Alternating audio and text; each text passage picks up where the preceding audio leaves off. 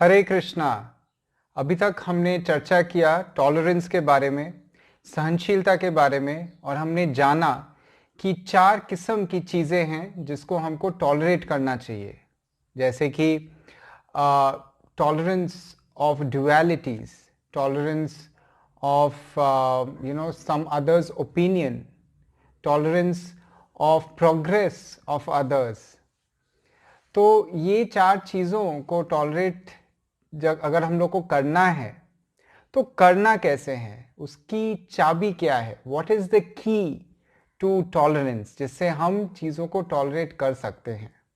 आज हम चर्चा करेंगे ऐसी ही एक चाबी के बारे में जो हमको अगर मिल जाए तो हमको ये समझ में आ जाएगा कि ये सारी चीज़ों को, ये चारों किस्म की चीज़ों को हम बहुत आसानी से कैसे टॉलरेट कर सकते हैं। तो चलिए शुरू करते हैं। ओम अज्ञानतिमिरन्धस्य ज्ञानाञ्जनशलाकया चक्षुरुन्मीलितं येन तस्मै श्री गुरुवे नमः। नमो विष्णुपादाय कृष्णप्रेष्ठाय भूतले श्रीमते भक्तिवेदांत स्वामिनिति नामिने। नमस्ते सारस्वती देवी गौरवाणी प्रचारिणे निर्विशेष शून्यवादी पाश्चात्य देशतारिणे। जय श्री कृष्ण चैतन्य प्रभु नित्यानंद श्री अद्वैत गदाधार शिवासादि गौर भक्तवृंद। हरे कृष्णा कृष्ण कृष्ण हरे हरे, हरे राम राम राम हरे हरे।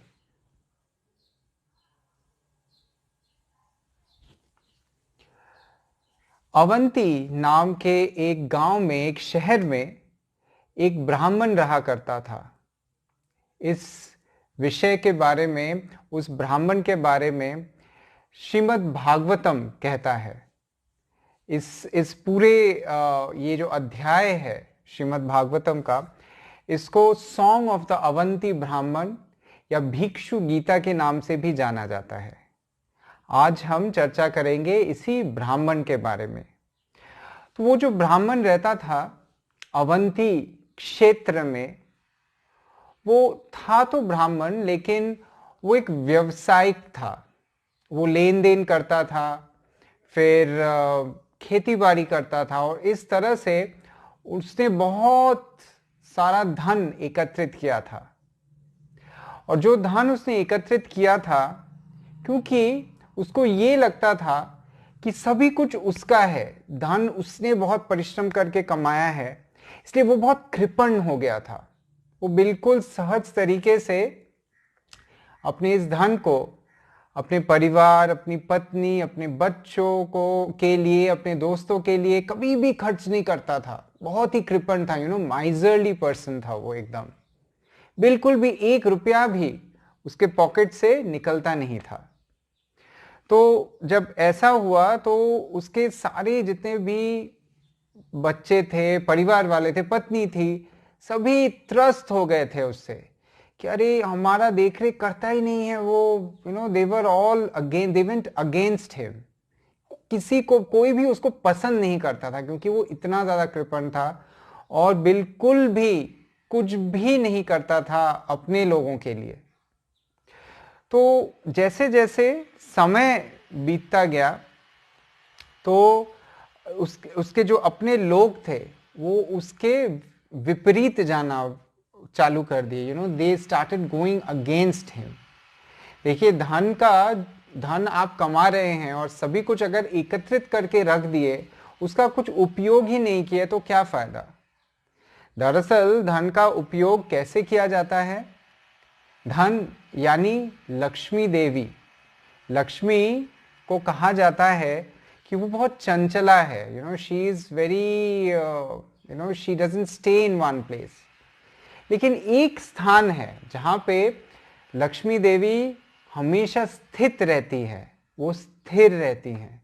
वो जगह कहाँ है? वो जगह है श्री नारायण, लक्ष्मीपति जो हैं।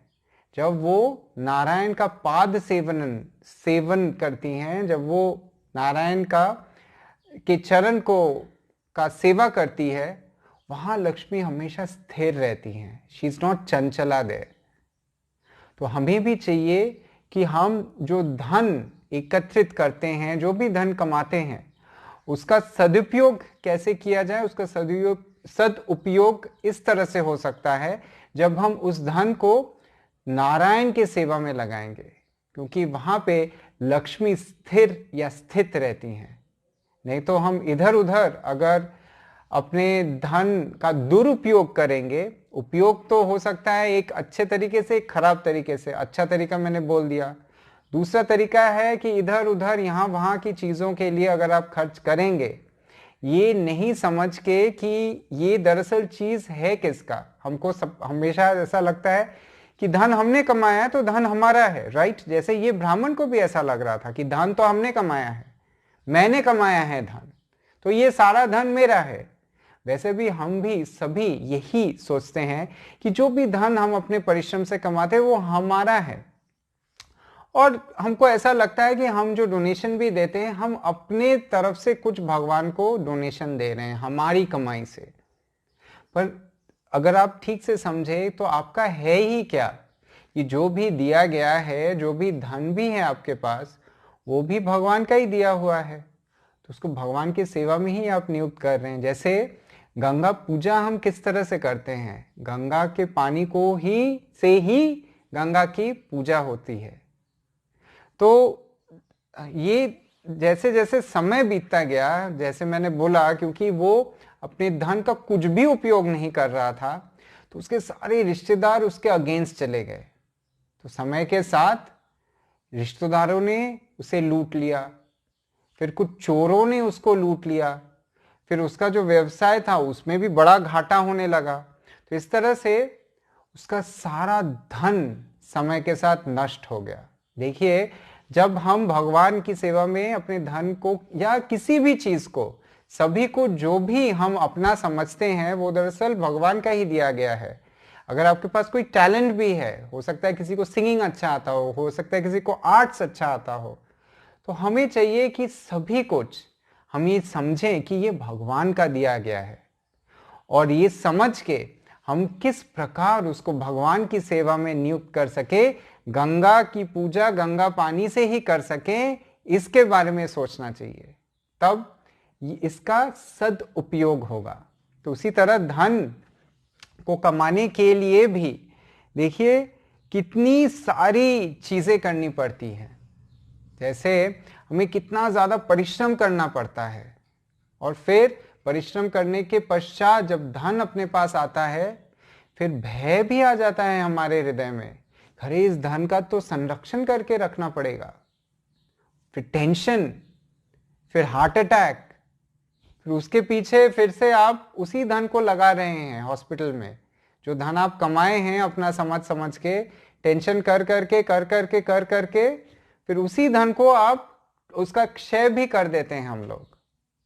तो जब इस ब्राह्मण, ये जो अवंती ब्राह्मण था, इसका सारा धन जब नष्ट हो गया, तो एक बंगाली में कहावत है कि चोर पालाले बुद्धि बारे। मतलब अगर चोरी हो गया आपके घर पे और चोर चोरी करके भाग गया, तब आपका दिमाग चलने लगेगा कि अरे मुझे तो सतर्क रहना चाहिए ताकि चोरी ना हो। तो उसी तरह जब उसका सब कुछ समाप्त हो गया, सब कुछ खत्म हो गया, तब उसको समझ में आया कि अरे ये सब तो मेरा कभी था ही नहीं। और वो बिल्कुल उसके हृदय में, जहां वो एक तरह कृपण और भोगी था, वहां से बिल्कुल उसके हृदय में वैराग्य पनपा। वो एकदम वैरागी बन गया, और उसको समझ में आया कि ये जो धन है, ये धन कमाने के लिए ये पवर्ग यानी प फ ब भ म, देखिए ये 5 चीजें के द्वारा ये धन हम कमाते हैं। वो 5 चीजें क्या है? प है परिश्रम। परिश्रम करते हैं कि नहीं हम लोग सभी धन कमाने के लिए? Of course we all work very hard to earn a living.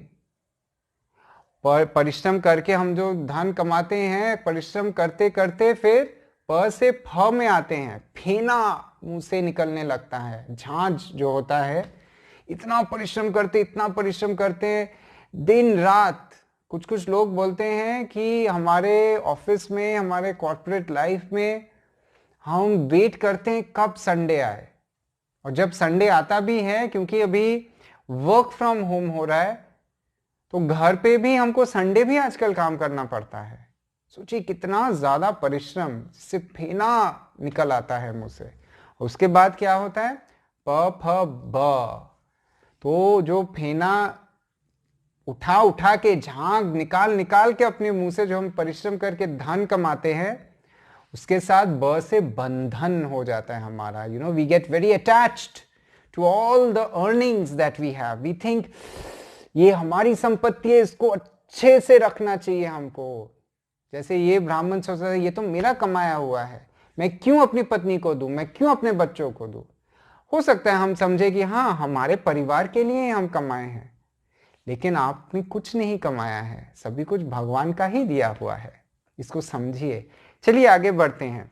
प परिश्रम, फ फेना, ब बंधन, फिर आता है बंधन के बाद जैसे आप अटैच हो जाते हैं, फिर भ से भय।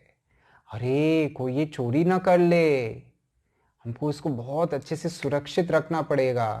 फिर हम लोग एक सेफ खरीदते हैं, electronic, tit tit tit tit ऐसे कोड से वो खुलता है और बंद होता है, ताकि कोई अपने धन को चोरी ना कर सके। तो इससे भय पनपता है। और फिर हम लोग कभी कभी लोगों को रात को नींद नहीं आती है, अगर उसके तिजोरी में पूरा खचाखच धन भरा रहता है, तो कुछ कुछ लोगों की नींद उड़ जाती है ये सोच सोच के कि हम कैसे उस चीज को अच्छे से रखें। और ऐसे भय पाते पाते पाते पाते एक दिन खत्म, मृत्यु या हार्ट अटैक, कुछ ना कुछ ऐसा हो जाता है। तो ये जो हमारा अवंती का ब्राह्मण था, उसको जब वैराग्य उसके हृदय में आया, तब उसको समझ में आया कि देखिए ये धन जो है ये बड़ा ही, ये मूल है, ये सभी कुछ ये मूल है, ये जड़ है सब खराब चीजों का। और कितना कुछ खराब होता है इसको कमाने के लिए। देखिए प फ ब भ म। और सिर्फ इतना ही नहीं, ये जो धन हम जब कमाते हैं, उसके बाद इस धन के वजह से 15 दोष हमारे अंदर जगता है। इस धन के वजह से वो दोष क्या क्या है, I will just run through this so that you understand कि एक्चुअली जब मैं ये सारी चीजों के बारे में बोलूंगा, तब आपको समझ में आएगा कि हाँ, ये तो सत्य बात है कि ये सारी चीजें because of wealth, because of धन, एक इंसान के अंदर पनप सकता है। और बहुत सारी चीजें इन 15 चीजों में पनपता भी है। फर्स्ट, थीवरी, कभी भी चोरी हो सकती है। नेक्स्ट, वायलेंस, होता ही है। जब धन के लिए कितना वायलेंस होता है, भाई भाई झगड़ जाता है। फिर है लाइंग, झूठ बोलना, ये भी धन के वजह से होता है। डिसेप्शन, फिर आता है लस्ट, ग्रीड जिसको बोलते हैं, काम जिसको बोलते हैं, बहुत ज्यादा एक्सेसिव ग्रीड होता है धन के लिए। इसके बारे में हम पहले भी चर्चा कर चुके हैं। फिर आता है एंगर, जब हमारा लस्टी डिजायर फुलफिल नहीं होता है। फिर आता है एंगर या क्रोध। फिर आता है प्राइड। ये सारी आप देखेंगे, ये सारे जो दोष हैं, ये सारे दोष वेल्थ या धन के वजह से होते हैं। प्राइड, फीवरिशनेस, लेजीनेस आ जाता है, ठीक है धन तो है अपने पास। डिसएग्रीमेंट होता है, हेट्रेड होता है, डिस्ट्रस्ट होता है, कॉन्फ्लिक्ट्स होते हैं। फिर क्या होता है, attachment to women, gambling and intoxication. ये सारी चीजें अगर आप ठंडे दिमाग से सोचे, धन के वजह से होता है। तो इस तरह से अवंती ब्राह्मण सोचने लगा कि देखिए, ये प वर्ग से परिश्रम कर करके इतना ये करके हम धन कमाते हैं, उसके फल के स्वरूप क्या मिलता है, ये 15 दोष। तो इस तरह से वो बिल्कुल वैराग्य आ गया उसके अंदर, और वो सोचा कि ये दरअसल भगवान की कृपा है, ये असीम कृपा है भगवान की, जो भगवान ने मुझसे सारा धन ले लिया। प्रभुपाद ने एक बार कहा कि भगवान ने 2 बार मेरी परीक्षा ली है। पहली बार मेरा सब कुछ लेके, प्रभुपाद अपने पूर्व आश्रम में एक केमिस्ट, एक ड्रगिस्ट थे, उनका एक केमिस्ट बड़ा शॉप भी था इलाहाबाद में। और वो जब प्रचार कार्य में, वो गृहस्थ थे, जब प्रचार कार्य में बाहर एक बार गए तो उनके पूरे शॉप में, उनके पूरे दुकान में डकैती हो गया और एक चीज भी नहीं बचा। तब प्रभुपाद ने क्या किया, हम में से कोई होता तो तुरंत वहां पे पहुंचता, पुलिस केस करता या देखता कि किस तरह से जितना भी सामान गया हो वो वापस आए, इंश्योरेंस का क्लेम करते, या तो फिर कुछ नहीं तो ये जानने की कोशिश करते कि चोर था कौन, उसको सजा मिलनी चाहिए। लेकिन देखिए, प्रभुपाद ने ऐसा कुछ भी नहीं किया। प्रभुपाद ने, जब वो बाहर थे, इलाहाबाद से दूर थे, प्रभुपाद ने ये कहा कि सभी कुछ कृष्ण का है और कृष्ण लेना चाहे हैं, इसलिए कृष्ण ले लिए हैं। अभी मैं व्यस्त हूं कृष्ण की सेवा में, तो अभी मैं वहां नहीं जा सकता। तो ये था सर्वप्रथम कृष्ण ने प्रभुपाद की परीक्षा ली। अकॉर्डिंग टू प्रभुपाद, प्रभुपाद ने बोला कि एक बार कृष्ण ने मेरी परीक्षा ली, मुझसे सब कुछ छीन के, मेरा कुछ भी नहीं था, मैं रास्ते पे आ गया था। तब कृष्ण ने मेरी परीक्षा ली, ये देखने के लिए कि मैं क्या करता हूं, क्या मैं कृष्ण का शरण छोड़ता हूं या कृष्ण के शरण से और ज्यादा जुड़ जाता हूं। तो उनके सारे डिसाइपल्स बोले, प्रभुपाद सेकेंड टाइम, दूसरी बार किस तरह से कृष्ण ने आपकी परीक्षा ली? तो प्रभुपाद ने कहा, दूसरी बार कृष्ण ने मुझे सब कुछ देके परीक्षा ली। इन 1972 प्रभुपाद CNN के अनुसार he was the most successful person in the world। अगर वो चाहते तो उसके डिसाइपल्स उनके लिए चांद को भी जमीन पे ला सकते थे। He had massive following, he had everything that a man could desire। Prabhupada ने कहा, तब सेकेंड टाइम भी सब कुछ दे के मुझे कृष्ण मेरी परीक्षा ले रहे हैं कि सब कुछ मिलने के बाद क्या मैं कृष्ण का स्मरण करता हूं या कृष्ण को भूल जाता हूं। देखिए, दुख के वक्त कृष्ण को याद करना बहुत ही आसान है, इसलिए कुंती महारानी भी कहती हैं कि विपद संतो दे शाश्वत, मतलब तुम मुझे हमेशा विपद में ही रखो हे कृष्ण, क्योंकि विपद के समय तुम हमारे साथ हमेशा रहते हो। तुम्हारा ये जो मुखारविंद का दर्शन हमको मिलता है, यही हमारे लिए बहुत है। तो जब विपद आता है तब तो हम कृष्ण को याद करते हैं, लेकिन जब सब कुछ अच्छा रहता है, जब सबके पास सब कुछ हो, तब क्या आप कृष्ण को याद करेंगे? ये भी, इस तरह से भी कृष्ण ने अकॉर्डिंग टू प्रभुपाद की परीक्षा ली। और हम सभी जानते हैं, Prabhupada being a pure devotee of the Lord, ये प्रभुपाद कहते हैं कि उनकी परीक्षा ली है, पर इस तरह से प्रभुपाद हमें ये सिखाने की कोशिश कर रहे हैं, क्योंकि उनको दरअसल कुछ फर्क नहीं पड़ता और फर्क पड़ा भी नहीं, लेकिन ये हमारे लिए एक सीख है कि हम हर एक परिस्थिति में, चाहे वो अच्छा हो, सुख हो, या चाहे वो दुख हो, दोनों टाइम, दोनों ही परिस्थितियों में हमें कृष्ण को ही याद करना चाहिए। चलिए आगे बढ़ते हैं। तो हमारे ये जो ब्राह्मण जी हैं, ये ब्राह्मण जी में बिल्कुल वैराग्य आ गया, इतना वैराग्य आ गया, इतना वैराग्य आ गया that he became a सन्यासी। वो एक सन्यासी बन गया, वो सन्यास ले लिया और वो घर घर जाके, गांव जाके भिक्षा मांगने लगा।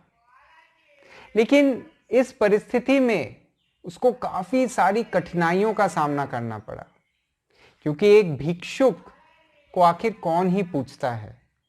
लोग उसको ताने मारते थे, लोग उसको पता नहीं क्या क्या कहते थे, उसके तरफ पत्थर फेंकते थे, उसके लोटा को छीन लेते थे, उसको बुरा भला कहते थे, उसके दंड, सन्यास दंड को छीन लेते थे। They made mockery of him। बहुत तंग करते थे लोग, बहुत बहुत बहुत। आप समझ नहीं सकते कि कितना। यहां तक कि भिक्षा करके वो जब खाने बैठता था तो आके उसके खाने के ऊपर पेशाब कर देते थे ताकि वो खा नहीं सके। आपको कैसा लगेगा अगर बहुत परिश्रम करके आपको थोड़ा सा खाना मिला और वो भी खराब हो जाए? गुस्सा आएगा कि नहीं आएगा? और सिर्फ इतना ही नहीं, देखिए वो और क्या क्या करते थे। वो उसके कपड़े फाड़ देते थे, उस पर थूकते थे, और इस तरह कई प्रकार से उसको तंग किया करते थे लोग। लेकिन फिर भी वो जो ब्राह्मण था, जो अभी सन्यासी बन गया था, वो बिल्कुल डगमगाया नहीं। वो स्थित रहा, वो स्थिर रहा। उसको समझ में आ गया था कि भगवान के शरण में, भगवान की सेवा में नियुक्त रहना ही मेरे जीवन का उद्देश्य है। और जब वो इस तरह से अपने मन को स्थित किया, तब भगवान ने स्वयं उसके हृदय में ज्ञान प्रकाशित किया। भगवान कहते हैं, नाश्यामि आत्मभावस्तो ज्ञान दीपेन भास्वता। भगवान स्वयं एक आपके हृदय में, अगर आप भक्ति करेंगे तो आपके हृदय में ज्ञान को प्रकाशित करते हैं, ज्ञान के दिए को प्रकाशित करते हैं।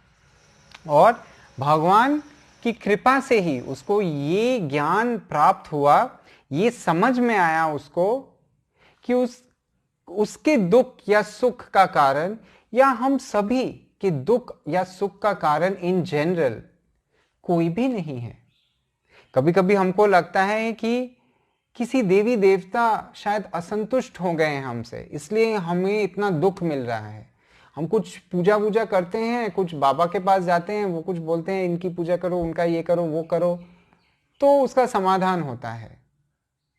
तो उसको उसको जो ज्ञान मिला, वो बोला कि कोई भी देवी देवता मेरे इस दुख का कारण नहीं है, समय मेरे दुख का कारण नहीं है, कोई भी ग्रह या नक्षत्र। हमको कभी कभी लगता है, अंगूठी भी पहनते हैं हम कि मेरा ग्रह नक्षत्र ठीक हो जाए बाबा, बहुत जरूरी है। तो वो बोलता है कोई भी ग्रह नक्षत्र मेरे इस दुख का कारण नहीं है जो मेरे साथ हो रहा है। मेरे कर्म का फल भी मेरे इस दुख का कारण नहीं है। और यहां तक कि स्वयं मैं जो आत्मा हूं, मेरा आत्मा, मैं आत्मा जो हूं, मैं भी अपने दुख का कारण नहीं हूं। तो फिर ये दुख का कारण है कौन? तो वो कहता है कि ये दुख का कारण है मन। मेरा ये जो मन है, यही है सारे दुखों का जड़, यही है सब गंदे गंदी चीजों का जड़। शक्तिशाली मन क्या करता है? शक्तिशाली मन ये जो 3 गुण है, जो रजोगुण, तमोगुण एवं सत्वगुण हैं, उनके साथ मिश्रित होके हमसे ऐसे ऐसे क्रियाकलाप करवाता है मन के द्वारा, और उसी के वजह से हमको विभिन्न किस्म का फल मिलता है इन क्रियाकलापों के वजह से। और इसी वजह से, इन फलों के वजह से ही हम या तो सुख भोगते हैं या तो दुख भोगते हैं। तो दरअसल इन सारी चीजों का जड़, मूल या कारण कौन है? ये सारे दुख या सुख का कारण है हमारा मन। और जब वो ऐसा सोचा, वो सोचा charity, prescribed duties, observance of regulative principles, hearing from scriptures, pious work, purifying vows, ये सारी अच्छी अच्छी चीज़ें हम करते हैं, राइट? चैरिटी करते हैं, दान करते हैं, कुछ प्रिस्क्राइब ड्यूटीज़ हैं हमारे एक गृहस्थ जीवन में, या as a devotee we have some prescribe duties to do. ये सारी चीज़ों का हम पालन क्यों करते हैं? हम अच्छे अच्छे चीज़ों को करने की कोशिश क्यों करते हैं? शास्त्र को फॉलो करने की आवश्यकता क्यों है? ये सारी चीज़ हम इसलिए करते हैं ताकि हम अपने मन पर नियंत्रण रख सकें। तो वो उसको एक तो ये ज्ञान हुआ कि ये सारी चीज़ों का कारण, दुख और सुख का कारण है मन, एवं दूसरा ज्ञान जो उसके हृदय में स्वयं प्रकाशित हुआ, विस्फुरित हुआ, वो ये था कि यदि कोई अपने मन पर नियंत्रित कर चुका है तो उसको ये सारी चीजों की आवश्यकता ही नहीं है।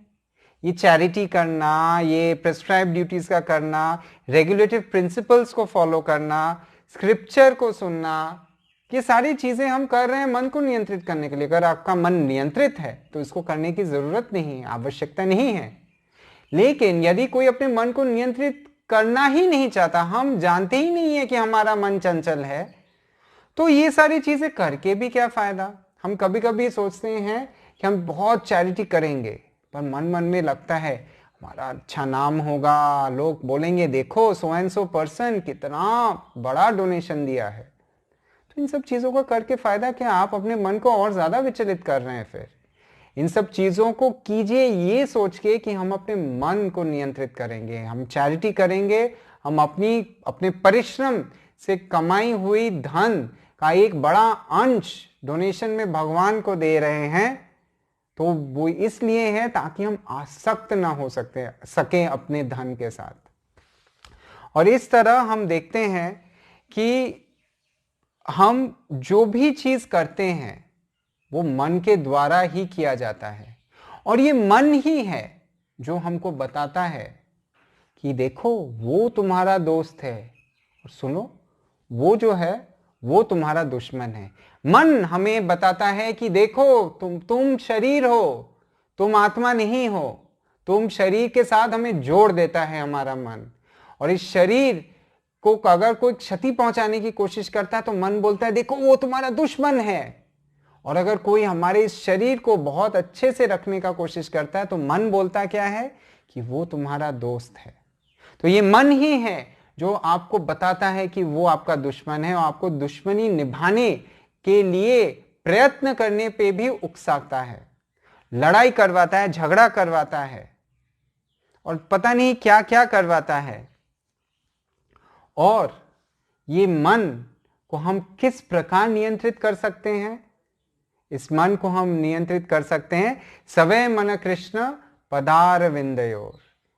हमारे मन को एवं मन के अंदर जितनी भी भावनाएं हैं उन सभी चीजों को भगवान श्री कृष्ण के पद में, के चरण में समर्पित करके, यही है टॉलरेंस की चाबी।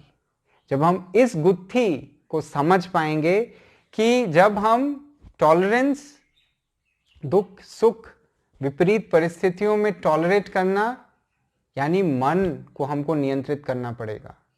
और मन नियंत्रित कैसे होगा? जब हम श्री गोविंद, श्री राधा रानी एवं गोविंद के चरण में, जगन्नाथ के चरण में अपने मन को समर्पित करेंगे, उनकी सेवा में अपने मन को नियुक्त करेंगे, तब जाके देखेंगे हम धीरे धीरे धीरे धीरे हर एक चीज को टॉलरेट भी करना सीख गए हैं। हरे कृष्णा कृष्णा कृष्णा हरे हरे, हरे राम राम राम हरे हरे।